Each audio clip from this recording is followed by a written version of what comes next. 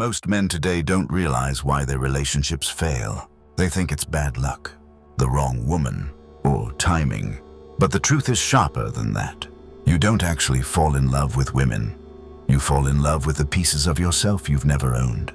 That's why you feel so addicted when you meet someone who seems to understand you instantly. It's not her, it's you, reflected back at yourself. And until you face that, every relationship you enter will eventually collapse the same way. What I'm about to show you will explain why you chase women who destroy you, why you feel powerless when they pull away, and why no amount of dating advice will ever fix this until you face what Jung called the unconscious feminine. This is knowledge most men will never hear, and it can change the entire trajectory of your love life and your masculinity if you stay with it. Jung believed that inside every man lives a hidden counterpart, the anima. It carries all the traits men often push away: emotion, intuition, vulnerability, the hunger for connection. If a man doesn't face this inner feminine, it doesn't disappear. It moves outward. It gets projected onto women. And suddenly, she is not just a woman. She becomes everything he's been missing in himself. That's why when you sit across from someone on a first date and feel an almost supernatural pull, it doesn't mean you've found your soulmate. It means you've just collided with your own unconscious. Think about the last time you felt that instant spark. 5 minutes into conversation, you told yourself, she's different. She gets me. This is fate. You weren't falling for her. You were falling into your own unfinished story. And this is where men lose their power. Because if you believe she's the one who will complete you, you hand her the keys to your soul before she's even earned your trust. Jung warned that when the anima is unconscious, she doesn't remain quiet. She starts to act like an independent force. She whispers promises of salvation. She pushes you toward women who feel like home, but become storms. She feeds the fantasy that love will save you. Left unchecked, she leads men into obsession, into irrational heartbreak, into cycles of dependence where they believe they are choosing, but in reality, they're being led by something they can't see. This is why so many men mistake chaos for passion. They think suffering proves the depth of their love. But if you look closer, you'll see the same fingerprints on every heartbreak.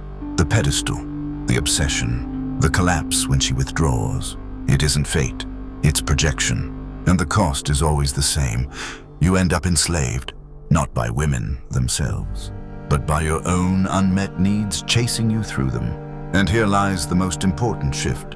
Until you learn to see the anima inside you, she will keep showing up outside you, dressed as the woman you can't resist. The only difference is, every time she appears, the price you pay grows heavier when a man hasn't learned to face his anima. Every relationship becomes a stage for the same unconscious drama. He meets a woman, feels consumed by her presence, and mistakes the intensity for destiny. But the truth is that the drama unfolding isn't between him and her. It's between him and the parts of himself he has ignored for too long. This is why obsession feels so overwhelming. It is the psyche demanding resolution. But without awareness, he keeps calling it love, and he keeps losing himself inside it. Most men never realize how much their upbringing set them up for this trap. Raised without strong fathers, or with fathers emotionally absent. They lacked initiation into their own masculinity. Mothers, often distracted, stressed, or disconnected, didn't model how to hold emotional space for a boy growing into a man. What results is a generation of men who learned not how to stand firm in their truth, but how to please. They became experts at performance, smiling, adapting, trying to earn approval, especially from women. And when such a man meets a woman who offers him even a hint of validation, he doesn't see the danger, he sees redemption. This is where projection becomes a prison. He imagines her to be his salvation, so he accepts every withdrawal as his fault, every punishment as a test, every wave of affection as proof she is the one. She gives him moments of attention, then disappears. She praises him for being attentive, then mocks him when he asserts himself. He believes this is chemistry. In reality, it is conditioning. He's repeating patterns he absorbed in childhood. The absent mother, the critical teacher, the first crush who left him empty.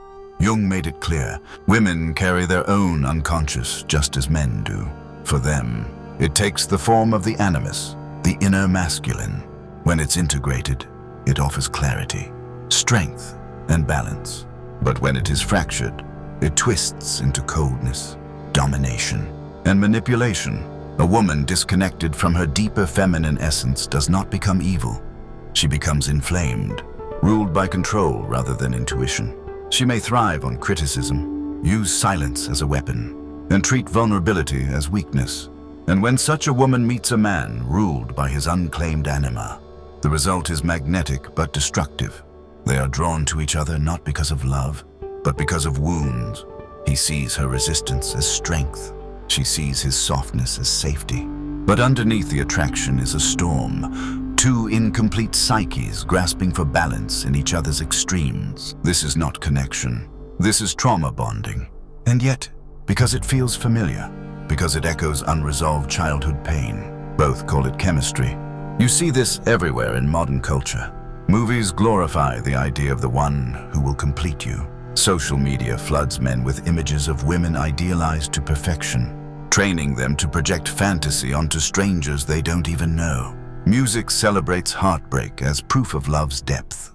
The entire culture conspires to keep men unconscious, mistaking intensity for intimacy. And because the anima is unconscious, men keep volunteering for the trap. They sacrifice authenticity for approval, trade their truth for her temporary attention, and then call the wreckage passion. The most dangerous part is that no woman needs to consciously manipulate this kind of man. He manipulates himself. He walks willingly into dependency because the fantasy feels safer than facing his emptiness alone. But what he doesn't realize is that every time he sacrifices his center to keep her close, her respect erodes. And without respect, desire dies. Jung understood this dynamic not as moral failure, but as psychological inevitability. A man without integration is starving for wholeness, and he'll cling to any woman who mirrors even a fraction of what he's missing. But what he fails to see is that she is not the source of his hunger. She is only the symbol, and as long as he treats her as the cure, he will never face the wound that keeps pulling him toward chaos. Jung taught that what you fail to make conscious will return as fate. Nowhere is this clearer than in a man's repeated experiences with women. If you look back honestly, you'll notice a pattern. Different names, different faces, but the same emotional blueprint. One woman is warm one moment and distant the next. Another punishes you when you set boundaries but cries when you pull away. Another seems devoted until your confidence threatens her control. You tell yourself each relationship is unique, but your psyche recognizes the loop. You're reenacting the same unresolved story over and over. This is why men often reject healthy women. Calm feels boring, stability feels suspicious, and kindness feels undeserved. They crave the roller coaster because their nervous system was trained to call volatility love. That training usually begins early. The mother whose affection depended on behavior, the teacher whose approval came only with perfection, the first girlfriend whose attention was a drug followed by withdrawal. The psyche records these scripts, and unless they're confronted, they repeat themselves without mercy. Consider the man who always falls for the same kind of woman. Fiery, unpredictable, intoxicating. He convinces himself this intensity proves she's special. But each time the cycle ends with betrayal or heartbreak, he's left asking, why does this always happen to me? What he doesn't see is that he's not choosing her. His unconscious is, he is drawn to the wound disguised as chemistry. And until he asks deeper questions, the story won't change. This is why projection feels sacred. When you place your unclaimed desires, your lost strength, your hidden sensitivity onto a woman, she feels divine. You tell yourself she has magic no other woman possesses. But the truth is, she's simply reflecting what you have buried. Her confidence feels like salvation because it mirrors the masculinity you've repressed. Her beauty feels transcendent because it echoes your longing for wholeness. Her mystery captivates you because it masks the direction you've never claimed in your own life. And so, when she leaves, you feel not just heartbreak but death itself, because you weren't only losing her, you were losing access to the missing parts of yourself. Modern culture feeds this loop by disguising projection as romance. Dating apps encourage endless searching for the perfect match. Films glorify couples who complete each other rather than individuals who stand whole. Songs equate suffering with devotion, convincing men that love without pain isn't real. The message is everywhere. If you feel consumed, addicted, or tormented, that must be true love. But Jung would say it's the opposite. It's compensation for what you haven't faced within. The unconscious is ruthless in this way. It doesn't care about your happiness. It cares about wholeness. If you refuse to face your anima, it will keep dragging you back into relationships that force you to. The chaos you suffer isn't an accident. It's an initiation that never completed itself. You were supposed to meet the pattern, recognize it, and grow beyond it. Instead, you kept repeating it with new faces, hoping the ending would change. The truth is, no partner can resolve what you've disowned. Every woman you idolize becomes another mirror cracking under the weight of your projections. And every collapse is a reminder she was never the answer. She was the signal pointing you back to yourself. At this point, the question shifts. It is no longer, why does this keep happening to me? But what is this trying to show me about myself? And until a man can ask that question with courage, he will keep mistaking compulsion for destiny and chaos for love. The turning point comes when a man realizes the solution is not to fix women, win women, or decode women. It is to reclaim himself. Jung called this individuation, the process of becoming whole, and the first step is withdrawing projection. When you stop outsourcing your lost traits onto women, you begin to carry them consciously.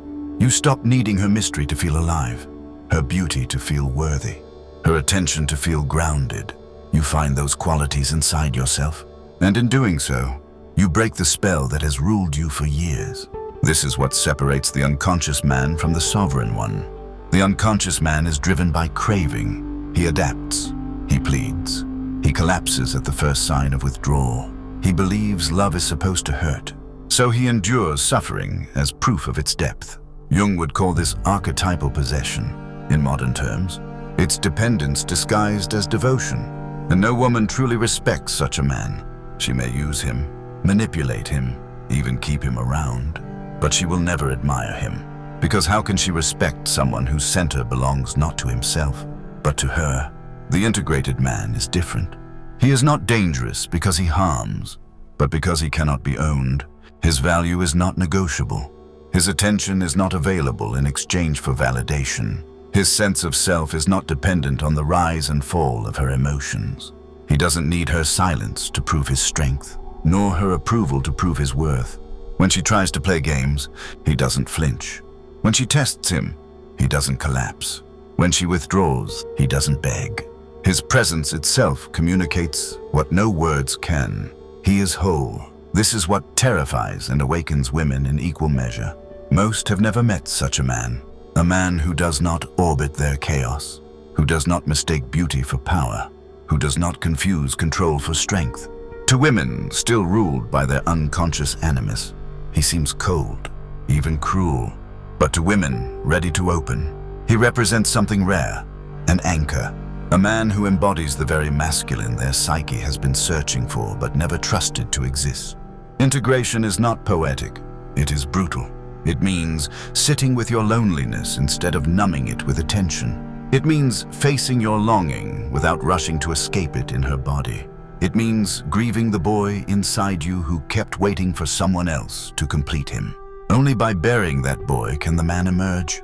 Not the man women fantasize about, not the man culture rewards, but the man who carries himself through life with clarity. Jung's message was never that women are the enemy. His warning was that when you don't make the unconscious conscious, it rules you.